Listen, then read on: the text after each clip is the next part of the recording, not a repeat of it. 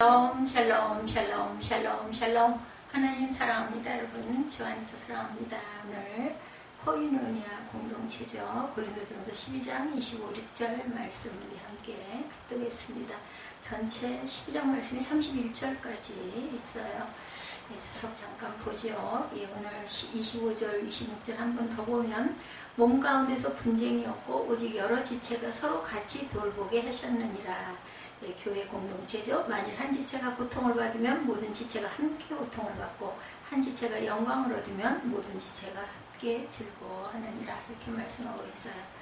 고린도전서 12장 바울은 은사가 다양함을 소개하죠. 그러나 그 다양한 은사가 성령에 의해서 주어지고 그 목적이 교회와 모든 사람을 유익하게 하는 것임을 교훈합니다. 그래서 성도의 교회 생활의 원리를 제시하고 있죠. 즉 자신을 위함이 아닌 하나님과 다른 사람을 위하여 교회의 직분과 은사를 감당해야 된다. 이런 말씀입니다. 3절에 보니까 우리 부분을 안 읽어서 1절부터 3절까지 보면 형제들아 신일경한 것에 대하여 난 너희가 알지 못하기를 원하지 않는다. 알아라 이 얘기죠. 너희도 알거니와 너희가 이방인으로 있을 때 말 못하는 우상의 교를 끄는 그대로 끌려갔느니라. 그러므로 내가 너희에게 알리노니 하나님의 영으로 말하는 자는 누구든지 예수를 저주할 자라 하지 아니하고 성령을 아니하고는 누구든지 예수를 주시할 수 없느니라. 성령을 받고 성령을 깨닫고 성령을 알아야 예수님을 주님이라 할 수가 있다는 말씀이죠. 요한일서 4장 13절에서 15절에 그의 성령을 우리에게 주심으로 예수를 하나님의 아들이라 시인하면 이렇게 말씀하고 있어요. 마태복음 16장 16절에서 18절에도 주는 그리스도의 살아계신 하나님의 아들이십니다. 베드로가 이렇게 고백하죠. 이를 내게 할 일이 아니는 혈육이 아니요 하늘에 계신 내 아버지니라. 예수께서 아주 칭찬을 하죠. 아여나 시몬아 내가 복이 있다 하시면서 성령으로 고백했다는 증거는 무엇인가? 요한일서 4장 16절에 하나님이 우리를 사랑하시는 사랑을 우리가 알고 믿었노니 하나님은 사랑이시니라. 사랑 안에 거하는 자는 하나님 안에 거하고 하나님도 그의 안에 거하시니라. 로마서 5장 5절에도 소망이 우리를 부끄럽게 하지 아니하면 우리에게 주신 성령으로 말미암아 하나님의 사랑이 우리 마음에 어떻게 됐어요? 부음바되었다 말씀하죠. 요한복음 15장 16절에도 너희가 나를 택한 것이 아니요 내가 너희를 택하여 세웠나니 이는 너희로 가서 열매를 맺게 하고 또 너희 열매가 항상 있게 하여 너희로 서로 사랑하게 하려 함이라 말씀합니다. 계시록 2장 4, 5절에도 너희 처음 사랑을 버렸느니라. 그러므로 회개하여 처음 행위를 가져라. 성령으로 예수를 주로 고백했다는 것은 하나님의 사랑을 알고 믿었다. 하나님의 사랑을 체험하고 믿었다라는 뜻이죠. 그러므로 성령으로 예수를 주라고 고백할 때 우리는 사랑의 열매, 사랑의 행위를 가지게 됩니다. 이것이 처음 사랑이고 처음 행위고 이를 통해서 성령으로 거듭났음을 우리가 알게 된다. 12절에 보면은 말씀하고 있어요. 12절 한 몸은 하나인데 많은 지체가 있고 몸의 지체가 많은 한 몸인 것 같이 그리스도도 그리 아니라 그러죠.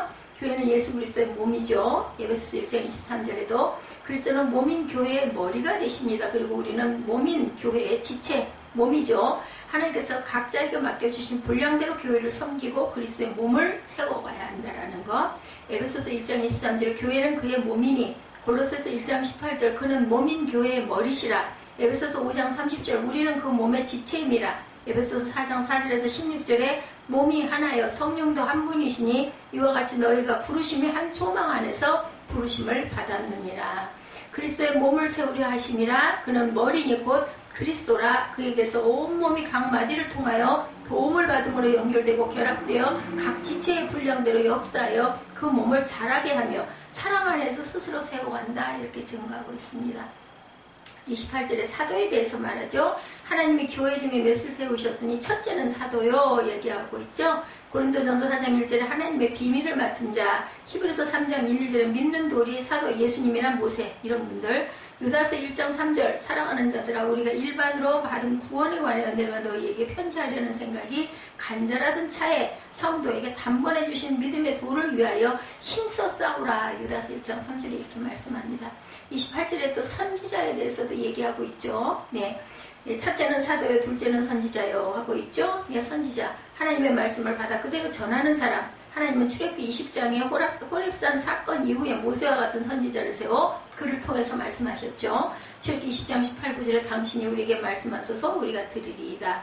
신명기 5장 25, 6, 7절에 하나님 야훼께서 하시는 말씀을 다 듣고 우리에게 전하소서 우리가 듣고 행하겠나이다. 모세가 듣고 그대로 전하죠. 신명기 18장 15절에서 22절에 이것이 곧 내가 총회의 날에 호렙산에서 구한 것이라. 내가 그들의 형제 중에서 너와 같은 선지자 하나를 그들을 위하여 일으키고 내 말을 그 입에 두리니 내가 그에게 명령하는 것을 그가 무리에게 다 말하리라. 만일 어떤 선지자가 내가 전하라고 명령하지 아니한 말을 제 마음대로 내 이름으로 전하든지 다른 신들의 이름으로 말하면 그 선지자는 죽임을 당하리라 말씀했어요. 사도행전 3장 22, 3절에도 하나님이 너희를 위하여 너희 형제 가운데서 나 같은 선지자 하나를 세울 것이니 너희가 무엇이든지 그 모든 말을 들을 것이라. 누구든지 그 선지자 말을 듣지 아니하는 자는 백성 중에서 멸망을 받으리라 이렇게 말씀하고 있습니다. 큰 은사를 사모하라고 마지막 절 31절에 말씀하죠. 너희는 더 큰 은사를 사모하라. 내가 또한 가장 좋은 길을 너에게 보이리라. 사모하면 좋은 길을 보여주신다. 고린도전서 13장에서 말하는 사랑의 은사를 얘기하고 있습니다. 13장 1절에서 13절이죠. 천사의 말을 할지라도 사랑이 없으면 소리나는 구리와 울리는 꽹과리가 되고 모든 것으로 구제하고 또 내 몸을 불사르게 내줄지라도 사랑이 없으면 내게 아무 유익이 없다. 큰 은사는 이 사랑의 은사를 사모하라. 12장이 아주 상당히 중요한 그 말씀들이 많습니다. 바울은 먼저 성령의 은사로 그리스도를 주로 고백함으로 구원받음을 증거합니다. 그것은 바로 베드로의 그 고백과 같은 그 말씀이었죠. 하나님의 영어로 말미암지 않고는 누구든지 예수를 주라고 시인할 수가 없다. 하나님께서는 성령의 강권적인 역사를 통해서 죄인의 심령을 새롭게 하시고 예수를 주로 고백하고 마음으로 믿어 구원에 이르게 하셨다라고 말씀하죠. 그러면서 예수를 믿는 모든 성도는 성령의 은사를 받은 자들이다. 죄인에게 구원을 받게 한 성령께서는 모든 성도가 그리스도의 몸된 교회의 지체로 사역을 감당하기 위하여 각각의 합당한 은사를 베푸시기도 합니다. 죄인에게 구원을 받게 한 성령께서는 이렇게 귀한 은사를 베풀어 주시죠. 성도에게 능력을 주신 성령, 사도행전 1장 8절이죠. 오직 성령이 너에게 임하시면 너희가 권능을 받고 예루살렘과 온 유대와 사마리아와 땅끝까지 이르러 내 증인이 되리라 하시니라.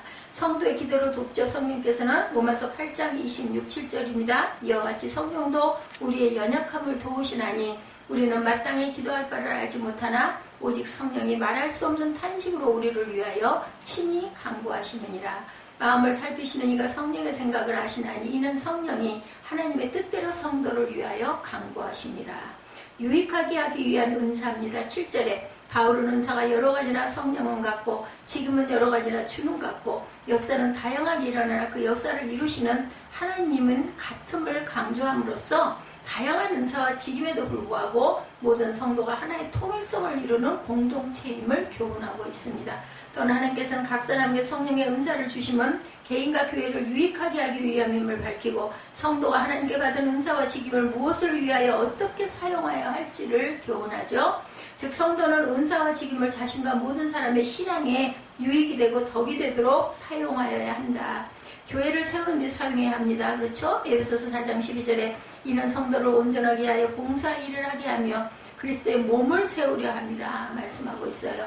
은사를 받은 대로 봉사해야 합니다. 베드로전서 4장 9절 10절에 서로 대접하기를 원망 없이 하고 각각 은사를 받은 대로 하나님의 여러 가지 은혜를 맡은 선한 청지기 같이 서로 봉사하라. 아멘.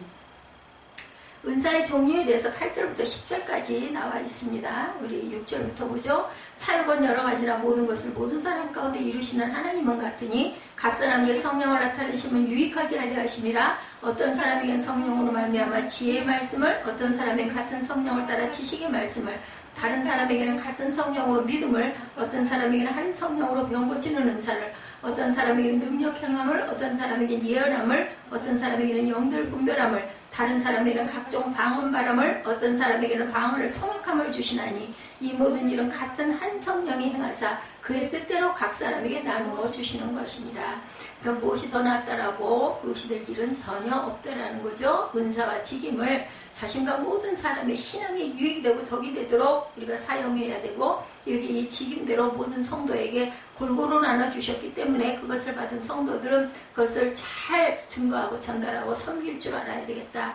예, 바울은 성령께서 성도에게 주시는 다양한 은사에 대해서 이렇게 설명하죠. 그 목적은 그 모든 은사들을 주시는 분은 오직 성령이심을, 한 분 성령이심을 강조합니다. 다양한 은사가 있지만 그 모든 은사가 통일성을 가지고 있음을 교훈함으로 성도들이 사랑으로 하나 되기를 바라는 마음으로 교훈을 한다. 이런 바울의 한 성령의 은사를 그 뜻대로 각 사람에게 나눠주신다라고 증거하죠. 신령한 은사, 고린도전서 2장 13절, 우리가 이것을 말하거니와 사람의 지혜가 가르친 말로 아니하고 오직 성령께서 가르치신 것으로 하니 영적인 일은 영적인 것으로 분별하느니라. 회개의 열매인 성령이죠. 사도행전 2장 38절, 베드로가 이르되 너희가 회개하여 각각 예수 그리스도의 이름으로 세례를 받고 죄사함을 받으라. 그리하면 성령의 선물을 받으리니. 그리스도의 몸과 지체입니다. 한 성령으로 세례를 받은 성도에 대해서 11절에 말씀하죠. 이 모든 일은 같은 한 성령의 가사 그의 뜻대로 각 사람에게 나눠주는 것이라 말씀하죠. 인간의 몸의 지체가 여러 가지지만 그 몸은 하나인 것 같이 그리스도의 몸된 교회도 그러함을 교훈합니다. 교회의 일원이 되는 징표로 세례를 받았어요. 유대인이나 이방인이나 종이나 자유자나 모든 사람이 한 성령으로 세례를 받았습니다. 이러한 사실은 모든 성도의 신분과 개성과 은사가 다르다 할지라도 모두가 그리스도를 믿는 믿음 안에서 하나임을 의미합니다. 그러므로 어떠한 외형적인 차이로 인하여 성도 간에 나누어질 수가 없고 분쟁이 일어나서도 안 된다는 것이죠. 진리로 인도하시는 성령, 요한복음 16장 13절입니다. 그러나 진리의 성령이 오시면 그가 너희를 모든 진리 가운데로 인도하시리니 그가 스스로 말하지 않고 오직 들은 것을 말하며 장래일을 너희에게 알리시리라. 아멘.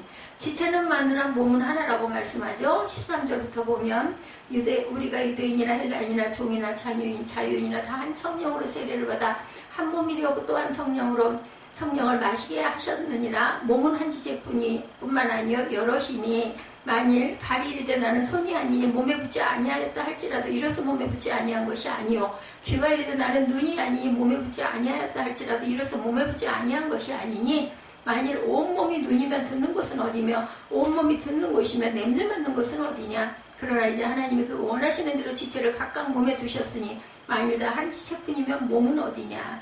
이제 지체는 마누라 몸은 하나라 말씀합니다.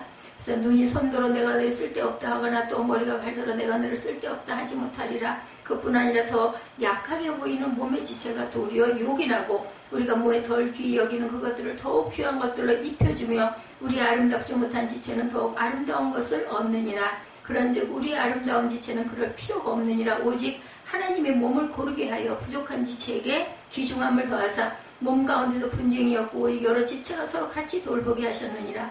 만일 한 지체가 고통을 받으면 모든 지체가 함께 고통을 받고 한 지체가 영광을 얻으면 모든 지체가 함께 즐거워하느니라. 이렇게 말씀하고 있어요. 그렇죠.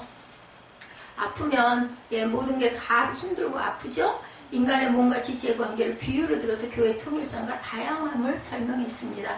손과 발이 서로를 대적한다 하더라도 한 몸에 붙어 있을 수밖에 없고 귀와 눈이 서로를 인정하지 않는다 하더라도 한 몸에 붙어 있을 수밖에 없는 공동체의 운명이다. 손과 발과 눈과 귀가 서로의 기능과 생김새가 다를지라도 서로가 자신의 기능을 다하지 않으면 다른 지체들에게 좋지 않은 영향을 미칠 수가 있다는 것. 그러므로 몸의 각 지체가 다른 지체대로 쓸데없다고 설득을 할 수가 없다는 겁니다. 이러한 비유는 교회 안에서 성도들이 서로를 무시하고 멸시할 수 없음을 교훈하죠. 서로가 협력관계에 있어요. 에베소서 4장 16절이죠. 그에게서 온몸이 각 마디를 통하여 도움을 받음으로 연결되고 결합되어 각 지체의 분량대로 역사에 그 몸을 자라게 하며 사랑 안에서 스스로 세우느니라. 서로 사랑해야 한죠. 요한복음 13장 34, 5절입니다. 새 계명을 너희에게 주노니 서로 사랑하라. 내가 너희를 사랑한 것 같이 너희도 서로 사랑하라. 이 말씀에서 목걸이 문구를 제가 마음의 감동으로 받았습니다. 35절에 너희가 서로 사랑하면 이로써 모든 사람이 너희가 내 제자인 줄 알리라 말씀하죠. 내가 너희를 사랑한 것 같이 너희도 서로 사랑하라. 이게 하나님의 계명의 전체예요. 하나님을 사랑하라, 이웃을 사랑하라. 공평하게 주신 하나님의 은사입니다. 바울은 인간의 몸에서 약하게 보이는 지체가 도리어 요긴하고 덜 귀히 여김을 받는 것들이 더욱 귀한 것들로 입힘을 당하며 아름답지 못한 지체는 더욱 아름다운 것으로 얻음을 예로 들면서 하나님의 몸을 고르게 하여 부족한 지체에게 존귀를 더하게 하셨다. 23절에 그렇게 고백하고 있습니다. 우리가 몸에 덜 귀히 여기는 그것들을 더욱 귀한 것들로 입혀주며 우리 아름답지 못한 지체는 더욱 아름다운 것들을 얻느니라. 그런즉 우리 아름다운 지체는 그럴 필요가 없느니라. 오직 하나님의 몸을 고르게 하여 부족한 지체에게 귀중함을 더하사 몸 가운데서 분쟁이 없고 여러 지체가 서로 같이 돌보게 하셨느니라. 만일 한 지체가 고통을 받으면 모든 지체가 함께 고통을 받고 한 지체가 영광을 받으면 모든 지체가 함께 즐거워하느니라. 아멘. 만일 이런 그 고통받는 지체도 함께 고통을 받고 한 지체가 영광을 얻으면 모든 지체도 함께 즐거움을 밝힘으로 성도의 공동체성을 강조합니다. 하나님의 열매로 고르게 하셨어요. 로마서 7장 4절에 그러므로 내 형제들아 너희도 그리스도의 몸으로 말미암아 율법에 대하여 죽임을 당하였으니 이는 다르니 곧 죽은 자 가운데서 살아나신 이에게 가서 우리가 하나님을 위하여 열매를 맺게 하려 함이라. 하나님의 은혜로 일하게 하죠. 고린도전서 15장 10절입니다. 그러나 내가 나된 것은 하나님의 은혜로 된 것이니 내게 주신 그 은혜가 헛되지 아니하여 내가 모든 사도보다 더 많이 수고하였으나 내가 한 것이 아니요 오직 나와 함께 하신 하나님의 은혜로다. 아멘. 내가 한 게 아니에요. 성령이 하게 하셔서 우리가 할 수 있는 거죠.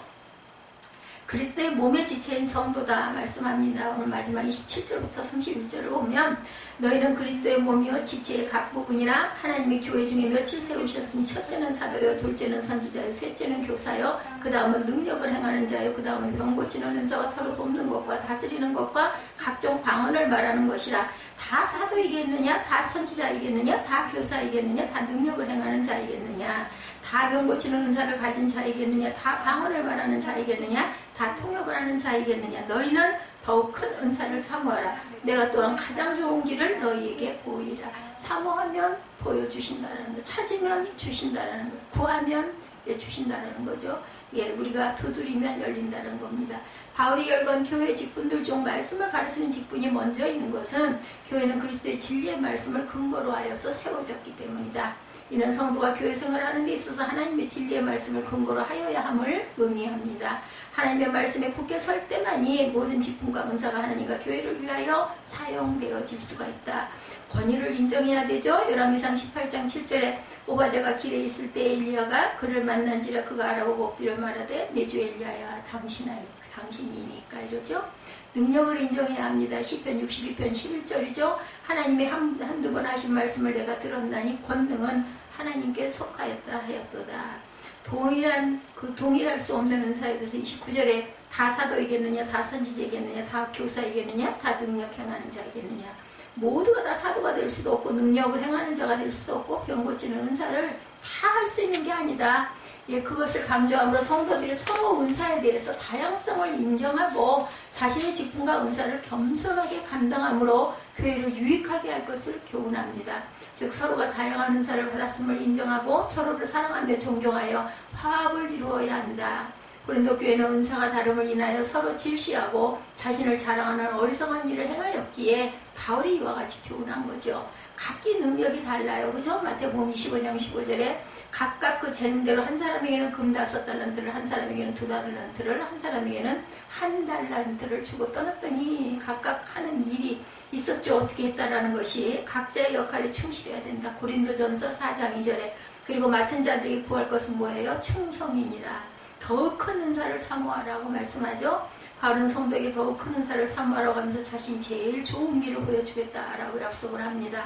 이는 모든 은사가 다양하게 있으나 사랑의 은사를 사모하여 서로가 하나 되고 화평을 이루도록 교훈합니다. 바울은 모든 은사 중에 사랑의 은사가 최고임을 밝힘으로 은사로 인한 분쟁의 해결점을 제시합니다.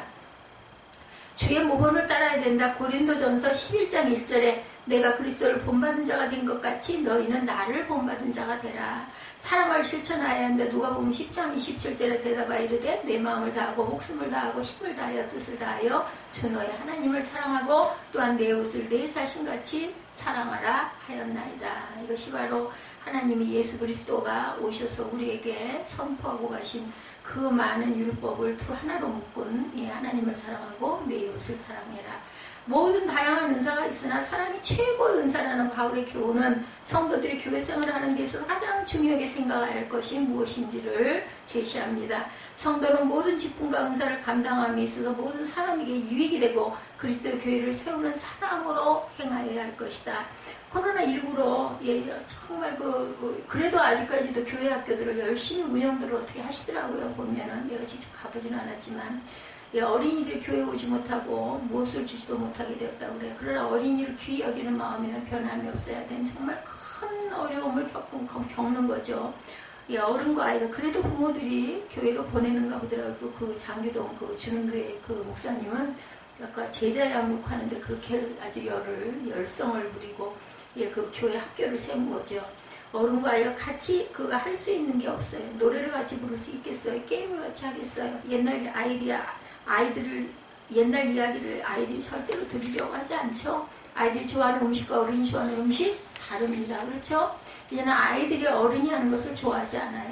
그러나 같이 할 수 있는 것, 그것은 참 찬송하고 성경 읽고, 이것도 뭐 좋아하나요? 안 좋아하죠. 은혜 받은 아이들은 정말 귀하죠. 은혜 받은 아이들. 기도하는 것은 같이 할 수 있겠죠. 마음을 뭐 같이 할 수 있는 것을 꼭 해야겠죠. 헬라어, 코이노니아. 이니 밥도 같이 못 먹어요.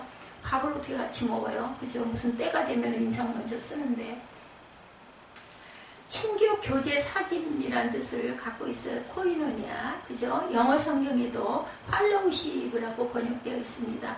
신앙생활 오래 하신 분들은 익숙하고 친근한 단어죠. 팔로우십. 그렇지만 많이 오해되고 있는 말이기도 하라는 거. 친교, 교제라는 말을 단순히 성도끼리 커피를 마시는 거 친교한다 그러면 그렇게 생각을 많이 해요. 그래가지고 한참 교회 1층에는 뭐 카페가 늘 있었잖아요. 그리고 커피집. 그래서 커피 판매를 아주 싸게 하기도 하고, 그래가지고 모임을 거기서 받아가지고 수익으로 또 뭐 여러 가지 좋은 일을 한다 해가지고. 근데 요즘엔 좀 많이 그런 게 조금 주춤하기는 했어요. 아니 뭐 코로나19 때문에 주춤한 게 아니라 한동안 그러더니 그런 부분들이 많이 주춤. 저는 그렇게 좋게 느껴지진 않았어요. 초기 때도 아주 여의도 교회도 엄청나죠. 1층에 비싸기도 또 엄청 비싸요. 그는 이제 선교한다라는 마음으로 그냥 내는 거죠. 그 뭐 값을 따질 일이 아니라.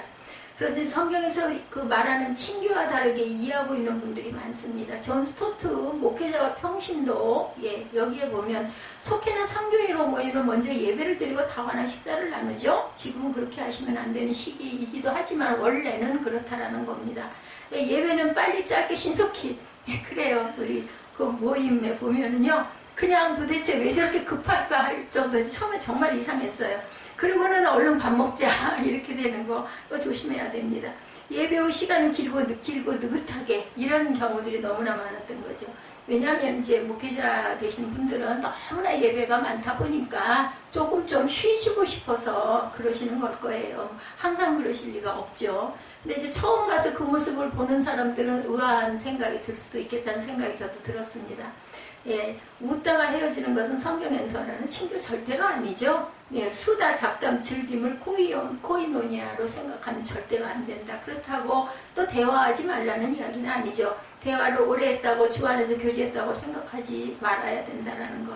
꽃놀이 가고 단풍놀이 가서 잘 놀고 오면 그것이 교회에서의 코이노니아라고 생각들을 해요. 굉장히 교회에서 활성화를 시킨 게 이거였어요. 코로나 이전의 이야기입니다. 어디 가는 거, 놀러 가는 거. 그래가지고 맨날 봉고차 몇 대씩 해가지고 싣고 가고, 물론 예배 드리고, 놀고, 뭐, 여러 가지 게임도 하고 이렇기는 하는데, 그게 또 너무 잦다 보면 그것 때문에 교회 나오는 상황, 또 그렇게 하면서라도 은혜를 받고 끌고 가게 하려고 교회에서는 재정을 들여가지고 하기도 하죠. 그러니 저희 교회같이 1년 12달 열심히 예배만 드리면 뭐 재미가 있겠어요. 그런 게 있어야 사람들이 기웃거리고 들여다보고 어디 따라가는 맛에 가기도 하고, 뭐 찜질방에 아니면은 뭐 한의원 침 맞는 곳에 뭐 이런 부분들을 막 티켓 가지고 막 보내드리게 그렇게도 하고, 하여튼 별스러운 여러 가지들을 많이 하시더라고요. 그렇지만 코이노니아가 그 수준에만 머민다면 일반적인 친목회와 다를 것이 없다. 성경에 기록된 코이노니아는 연합, 공유, 참여라는 신학적 의미를 갖고 있습니다. 바울은 너희를 불러 그의 아들 예수 그리스도 우리 주와 더불어 교제하게 하시는 하나님은 미쁘시다. 고린도전서 1장 9절에 이렇게 증가하고 있습니다. 신학이 안 맞는다고 한 거 가지고 제가 한방 그냥 아주 속 시원하게 해요. 오늘은 무조건 받아주기로 했기 때문에 뭐 나중에 봤더니요. 암 유리 창 썬팅을 하면서 전화를 틀어놓고 하면서 그걸 한 거야. 나중에 알고 보니까. 그러니 뭐라고 대답을 하겠냐고. 신학이 뭐냐 그래서 예수님 아니냐고. 믿음 아니냐고. 뭐 어떻게 더 십자가의 도가 뭐냐고. 내가 그 신학이 뭐 별다른 거냐고. 뭐 다르냐고. 신학이 안 맞는데 뭘 얘기를 하려고 그러냐고 그랬죠. 그런 얘기 하는 거 아니라고. 하나님이 우리를 부르셔서 예수님과 교제하게 하신 것, 그게 예배 아니에요? 그죠? 말씀 속에서 이 교제는 포도나무이신 예수님과 가진 우리의 연합된 신분을 의미하는데, 이 연합은 그리스도인의 삶에 필요한 능력의 원천, 셈이고 근원이기도 하다.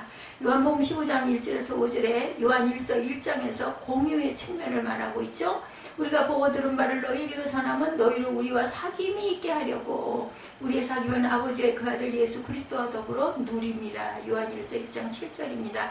여기서 말하는 사귐은 복음의 유익을 함께 소유한다, 누린다라는 뜻을 갖고 있죠. 우리는 공통된 믿음과 공통된 구원을 소유하고 가지고 있고 은혜에 함께 참여한 사람들이다. 디도서 1장 4절, 유다서 3절, 빌립보서 1장 7절, 유다서 1장 3절입니다.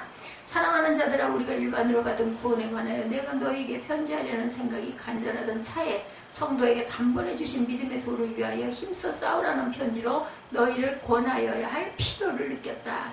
빌립보서 1장 7절입니다. 내가 너희 무리를 위하여 이와 같이 생각하는 것이 마땅하니 이는 너희가 내 마음에 있음이며 나의 매임과 복음을 변명하고 확정하며 너희가 다 나와 함께 은혜에 참여한 자가 됩니다.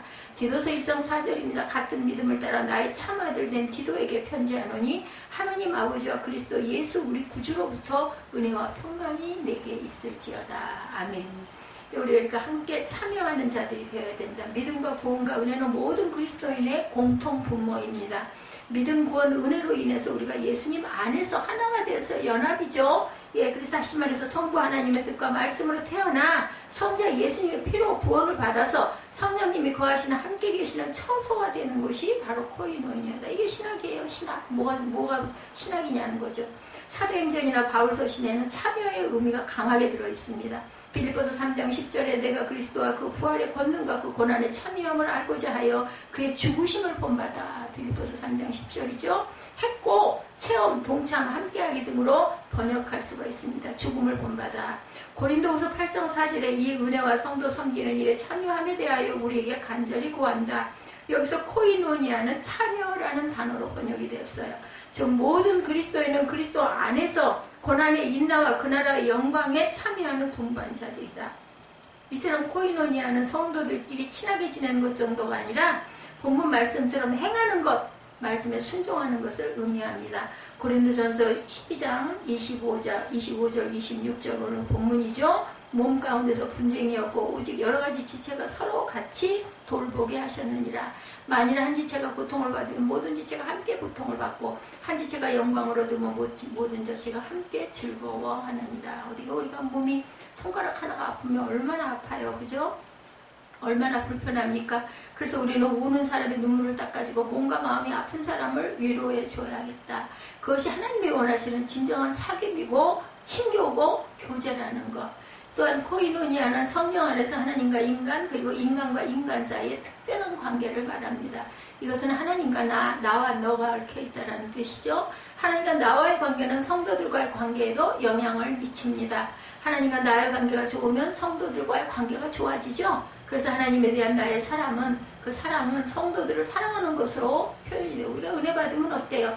막 넉넉해지고 너그러워지잖아요. 웃게 되고 말이라도 따뜻하게 하게 되고 뭔가 자꾸 주고 싶고 막 이런 마음이 솟아나는 거. 이것이 바로 사랑이죠. 하나님의 사랑을 받은 자들이 사랑을 나눌 수가 있다는 거. 반대로 성도들과의 관계가 나빠지면 하나님과의 관계도 또한 나빠지기도 합니다. 거꾸로 교회에서 누군가에게 상처를 받으면 누군가를 통해 마음 아픔을 겪게 되면 교회를 등지는 것은 물론이고 하나님까지 등지는 사태가 일어나기도 한다.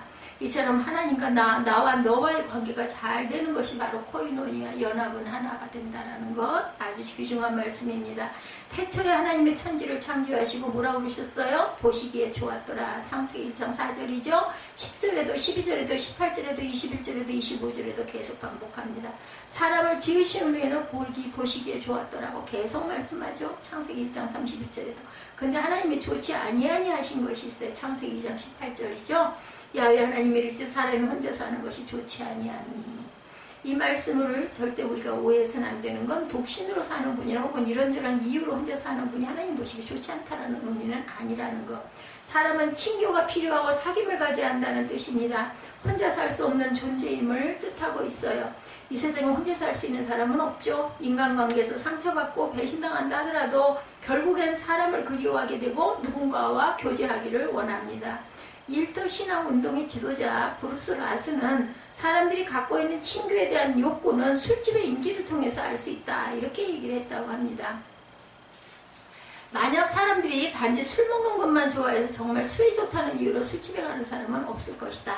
술이 그렇게 좋으면 혼자 마셔도 되죠. 사람들은 술보다 술자리를 좋아하기 때문에 술집에 간다. 이건 제 얘기가 아니라 저는 이런 부분을 잊어버린 지가 오래되고 모르는데, 여기 그 일터 신앙운동의 지도자 브루스 라슨이라는 분이 그 책을 쓴 내용 안에 이런 내용이 있다는 거 맞아요.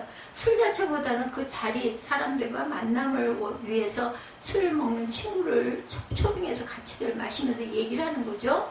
사람은 사람을 그리워하고 만나고 싶어 한다는 거예요. 교회에서는 서로 기도해주는 관계, 속마음을 터놓고 얘기하고 울 때같이 울고 웃을 때같이 웃을 수 있는 내 편이 되어주는 사람을 만나는 친교가 있어야 된다. 어떤 문제가 있는데 딱 그걸 가지고 왜 그렇게 그따위로 했느냐고 야단은 절대로 치면 안 돼요. 위로해주고 다독여줘야 되죠.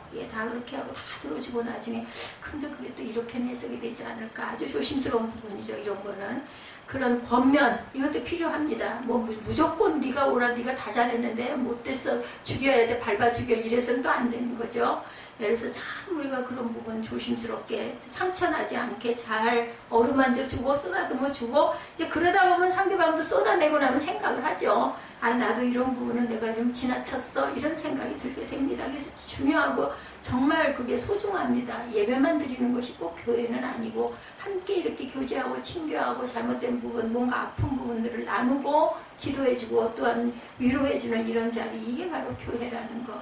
함께 어울려 모여 기도하고 성경 공부하고 봉사하고 섬기는 자리이기도 합니다. 초대교회가 그랬죠? 로마서 16장 3절에서 5절에도 보면 너희는 그리스도 예수 안에서 나의 동역자들인 브리스가와 아굴라에게 문안하라. 그들은 내 목숨을 위하여 자기들의 목까지도 내놓았나니 나뿐 아니라 이방인의 모든 교회도 그들에게 감사하느니라. 또 저희 집에 있는 교회도 문안하라. 내가 사랑하는 에베네도에게 문안하라. 그는 아시아에서 그리스도께 처음 맺은 열매니라. 그 빌레몬 1장 2절에도 자매 아비아와 우리와 함께 병세된 아키포와 내 집에 있는 교회에 편지하노니 하나님 우리 아버지와 주 예수 그리스도로부터 은혜와 평강이 너에게 있을지어다. 그 시절에는 집에서 교회가 일어났기 때문에 내 집에 있는 교회에 편지한다, 이렇게 얘기를 한 거죠. 코로나가 진정되면 친교와 교제, 섬김과 봉사를 함께하며 관계를 잘 만들어 가야 할 텐데 과연 어느 때일까? 올해 말쯤 되면 좀 진정이 되지 않을까? 모두 다들 예방주사를 맞으면 그랬는데 그만 변이 바이러스가 생긴 거죠. 예배만 드리는 단계를 우리가 넘어설 줄 알아야 되겠다. 물론 지금은 뭐 그렇지 못하지만 코로나19로 인해서 교회 소모임도 갖기가 어렵긴 하지만 긴 시간 서로 함께 있어야 되고 그러다 보면 자연스럽게 뭔가를 같이 나누게 된다는 거. 예배만 뚝딱 드리고 얼른 가면은 그거 정말 교제할 틈이 너무 없죠. 그러다 보면은 균열이 생기게 되고 서먹하게 되고 소통이 부족하게 되고 불통이 됩니다. 함께 마시고 먹게 되고 그렇게 할 줄 알아야 된다. 그래서 그 방역이 취약한 것 때문에 지금 먹고 마시는 거를 피하죠. 그렇다 하더라도 선교회를 계속 뭐 속회나 이런 부분들을 많이 미루어하시는 분들의 문제점은 많다고 하더라고요. 그래서 목사님들이 줌이나 뭐 구글 듀오 등을 이용해서 온라인 신방을 하고 계시기도 하고 속회 모임도 선교회 모임도 온라인으로 진행하고 계시다고 하네요. 온라인 도구를 이용해서 속회를 진행하는 분들이 있어서 영상들을 서로 나누기도 한다고 합니다. 자, 온라인 모임이 익숙하지 않거나 어려워하는 분들, 그럴 때 교구 목사님께 도움을 청하면 또한 많이 도와주시죠. 그러니까 큰 교회들은 여러 가지 다른 어떤 방안들을 모색을 하고 연구를 하고 발전을 하고 발달을 하고 뭔가 다른 형태가 앞으로는 교회나 예배 형태가 다른 모습으로 대두가 될 것이다, 이런 말들도 많은데 얼른 이런 부분 좀 없어져 가지고 예전처럼 자유롭게 마음껏 함께 모여서 막 찬양도 하고 그죠? 기도도 하고 할 수 있는 그런 그냥 하고 싶은데 참여할 수 있고 하고 싶지 않고 내 상황이 안 되면 좀 빠질 수도 있고 이런 자유로움이 있었으면 하는 그런 마음이 듭니다. 그러므로 교제하고 섬길 수 있는 새로운 방법 우리도 또한 연구해보고 찾아야 되죠. 그래서 카톡으로들 많이 나누기도 하죠. 카톡을 이제 단톡이 아니라 함께 합동으로 하는 그런 그 카톡 방들을 만들어가고 서로 나누기도 하죠. 코로나가 계속되고 백신 접종도 계속 늦어지고 이제는 뭐 한 번만 맞으면 되는 것도 나왔대요. 1차, 2차를 한꺼번에. 근데 그거 얼마나 셀까? 저는 하나씩 맞았는데도 아팠는데 함께 맞았다가 못 깨어나면 어떻게? 그럴 수도 있지 않을까 하는 염려가 좀 되더라. 나는 뭐 다 맞았으니까 상관이 없긴 하지만 바로 같은 경우는 한 번 맞을 기회를 놓쳐가지고 나머지 지난 토요일 날인 건 제가 가까스로 그거를 했다고. 근데 뭐 이제 한 번만 맞아도 되는 그런 것도 나왔다는 거죠. 서로라는 말에 참된 그리스도인의 교제가 무엇인지를 표현하고 있죠. 새 계명을 너에게 주노니 뭐라고요? 서로 사랑하라. 아들 러브였던가요?